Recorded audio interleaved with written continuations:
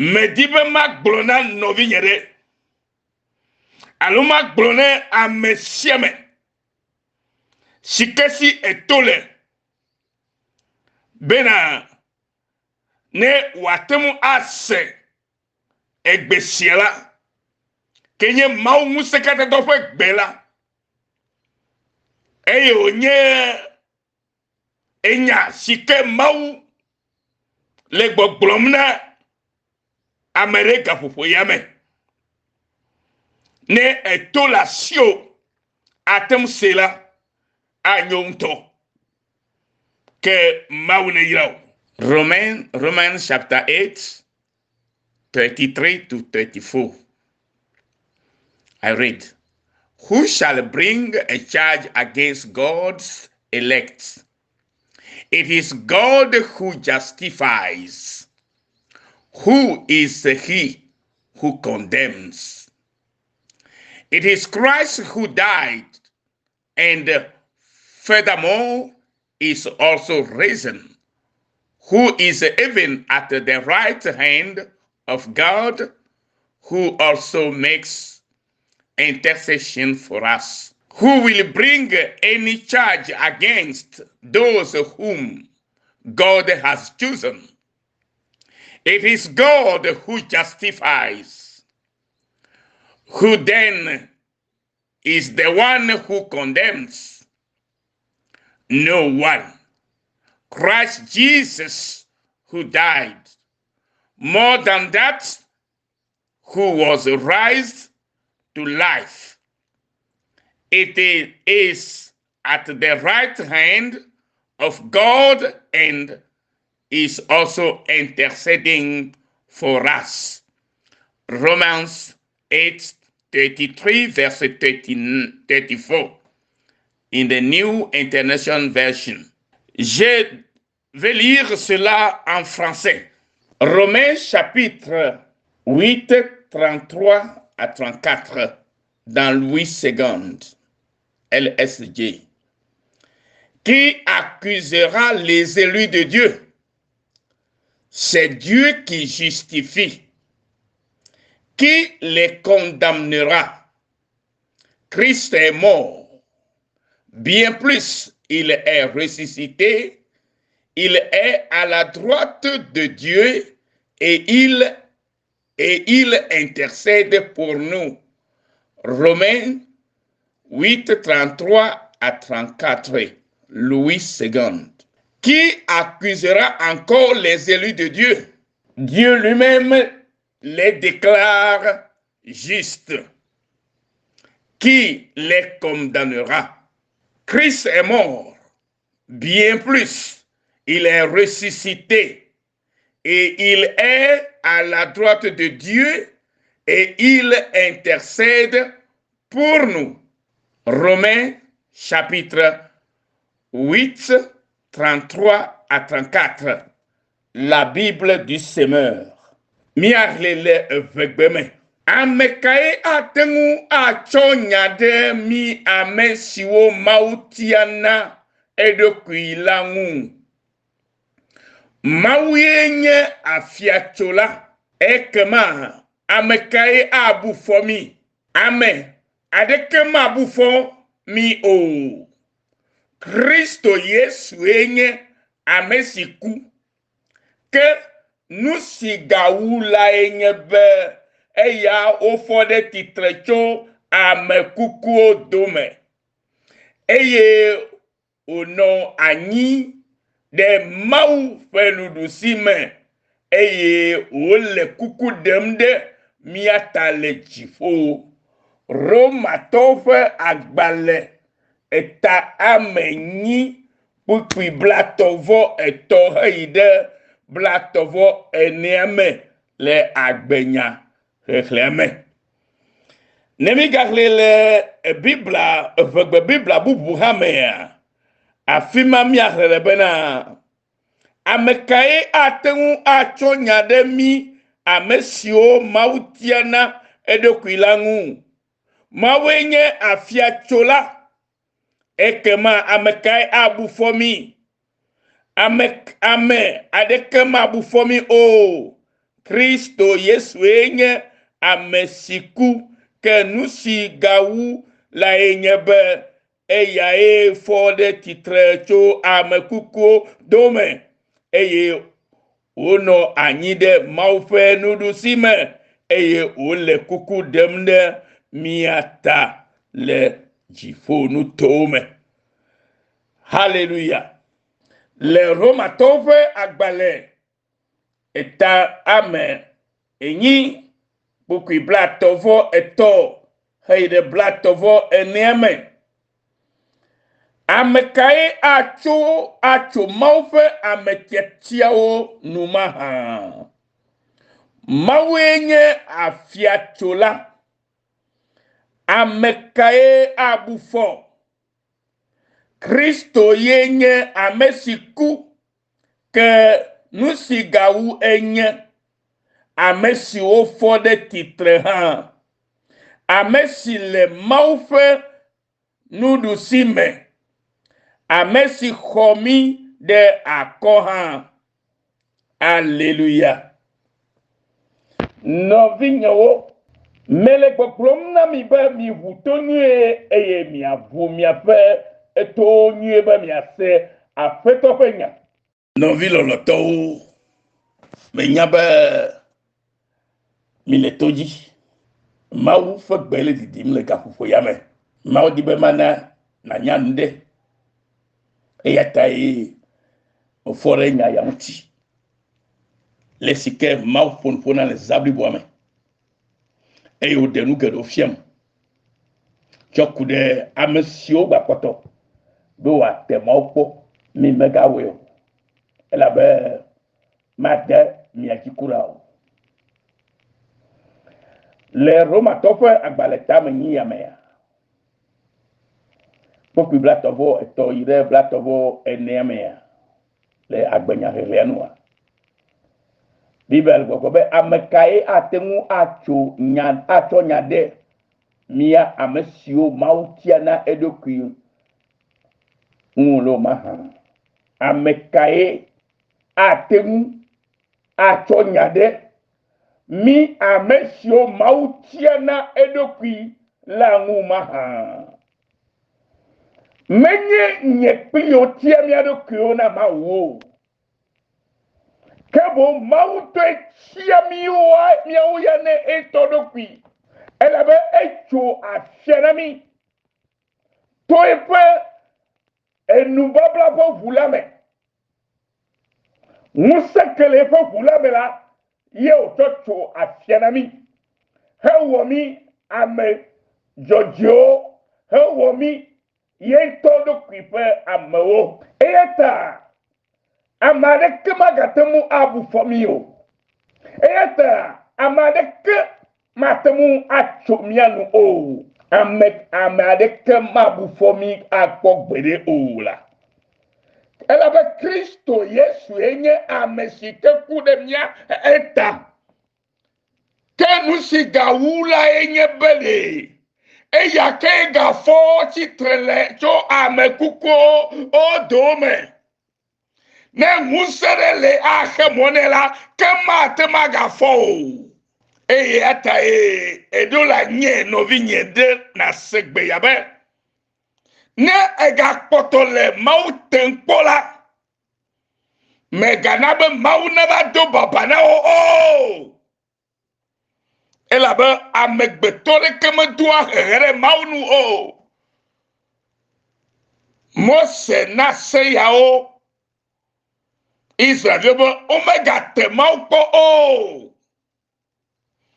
ela benenye be etema ukpo la ele de fia bena egbo be ye wo mawu ele gbogbo na mawu be de musemele sio ele gbogbo na Kristo be de ohusike ba to kori de musemele vuamo eyele gbogbo na dokio be na de Menya mawu ye meyo ye toye merokui ye mawu no vinye pa fokuga kemebe ajera eyata mega chitre alo ate maupo a chitre maupo du kontio maucho a fiere mivo mau tu afia na pa tu cover e ya tane ye ba wo amen si kele gbogbo be mau meli o ye ba kia atikpe ko be ye gbo mu sele ne la no wiye me di ba mau di ba na to kra o to nya ya o me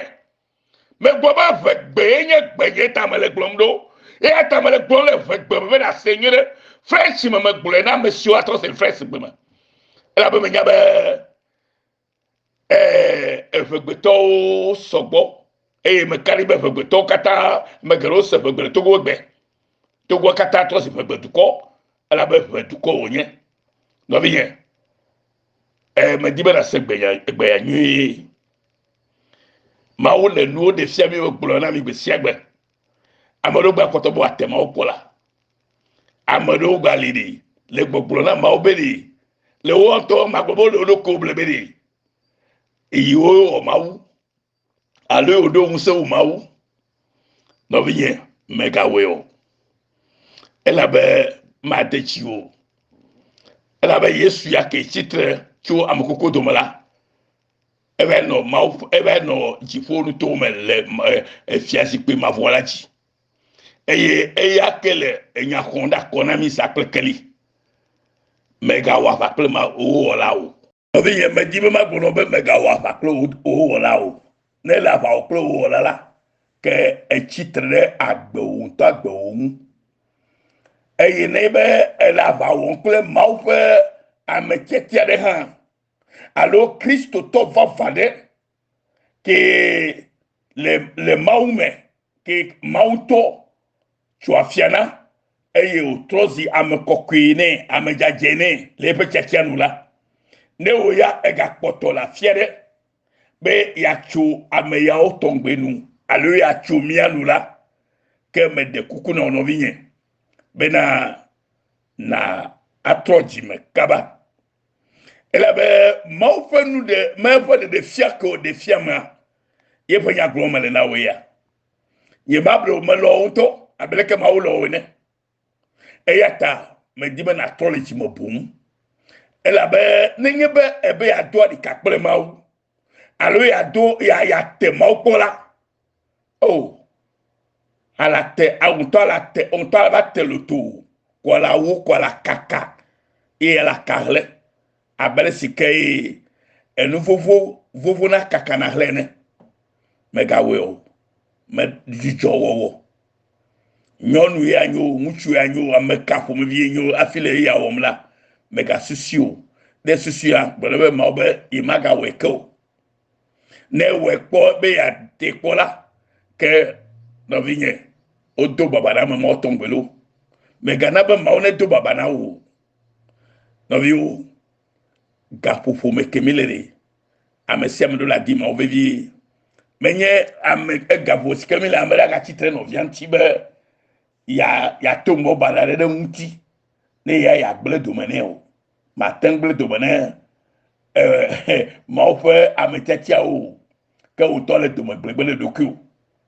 no vinyo ma ofe nya me glona lo menye nye to nya me glona o no ke ma ofe de domene amde ye me glona eyata ne sila mega volo ke bo na po na po jijo chung ne na trode un kaba ela be abe ma ofe egbeta pola ene alo ma ofe dogbe de la si menyola si ma wo be menyine la ma oto enya epenya denu manam epenya si be yinu veine ne nya tola wo efodo enu make eyata no vinye mele kuku de nawo abereke bibla kwene bibe megate wo maupo wola ke nyabenete eleye havide tempo alo ile maupo amede tempo be yakpo be di eye chape musekele sidi ato wonde na memala ke na nyabe le doku iblem ele doku de ejobi biareme ke ya la fia ho magakpo wa fi ko ha o ala fia kori o magakpo afi o afi ke la nye jo ma fi o makpo ma fo mu se wona ya etari mega weo trojime elen kudo de aklama pepoti de yame unser kamale osio ola klama pepa o nto de yame ala trogbidi meganye amesio ahlere amechochro domo trole o movoji trole o adam de vo pe moaji tro le novio yome ne na tro je yesu yome bon tro le haovi yome ne na tro je yesu yome ne de popola nyeto na gbe popola nyeto ela be lesike mawo de fiam dola ne me gbole no la vovo de la donu e yeta mele nu khlomo le nu khlono vinyede era nye nyonu nye o me kafu me vine nye o mele nu khlomo ne ga nye muchu de nye o ame fo vi kan nye o mele nu khlomo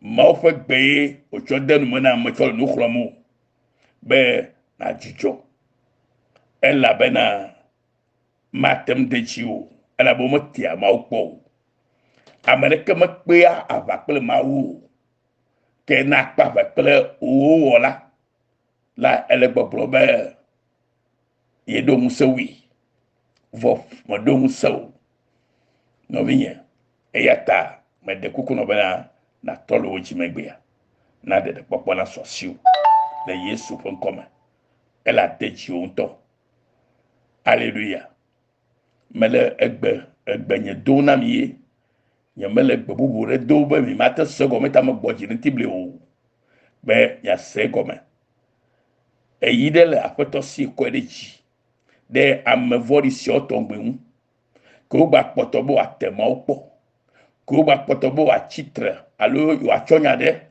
mo fe amestaki onula me de kukuna mi trole mi apeji o makaba mi trole mi apeji o makaba me gaba yo o havide fon kola fide si keme je bana yo fon kolo ela be ne wela ekpo de la jejiu me gaba no sigbe haman ne o me gaba no sigbe dagon ne o me gaba no sigbe bal subolo ne o ela be mau kenye chifo vitoa ye fon kulete le nusia no pon examen ya nye kekeli ne ya evitire ke mele ya fa ahajio mele ya mamo eya ta mega globe ya wonde ke ma ma poyo mau le tokla na wegbe be na trole movo aji monsieur katale gbanye senga popo yame mau ele tokla na o nenye be ele dodule wo de ha evidenti kenye dodo vodi yara apeto be na trole yome mega weo ela be apeto be le ponu ye fon kule nusia no pon be mega na be ya do baba na o ela be ne apeto ya to do baba na o la onto e baba do fonu yo do baba no ta mega weo ela be ngongla globo amerika matema pakokudo ifo vito amerika bato no to refe musenu amerika matem awa pakple mawu eyata no vilo loto amesi lo amaya yegbula de popo fanya name maulomi eyata uchoito fagbe to bado anyide miata musere le fofu mame mega chitre fofu afo musenu ne chitre ngula ala du to fola ala bado to fu kolanya be ma dechiu eyata no vinye ma fa gbedi nolo se na cho de dome ega senya nyesiao enya te fanya siao cho through forgiveness permission le osre pani badi yes gbedasia cho yesu nyugbo oyira maulolo avuaji dulu ale kristo ma mauna be mi do avuaji glo ye do avuaji na mita echo avuaji dudu glo na mi jido lo mi nya mi ewu jido la o mieux jidu là-haut. Et yata, merci à meneva, et jidu du yabo, ne de poko na nyem yakata tolo. Ma wona yirami, de kwa miata, ne vri miata. Ne wu, ke nyama vori de, ke nyam tasela de, ke nyam busutore, be ya chitre no videnti. Et ya glo du manela, apoto be mega weolo, trop legime. Ne na cho wagbe na Kristo gbe. Na de poko na uda. Ne na focho wagbe mo agbe sikira apoto na olame. Me dibe na chro. Me dibe na chro. Ne mi le nyate pe ya okula ma do mo sia gomo. Fo ma di poko na de ko na mi. Nyate pe nya yi amasikelo ama ibula nyate pe nya na me. E nyate pe nya apoto acho de mi anu be mi bona mi. Ise mi awon tito na fufu popolo de Yesu Kristo kon come. Amen.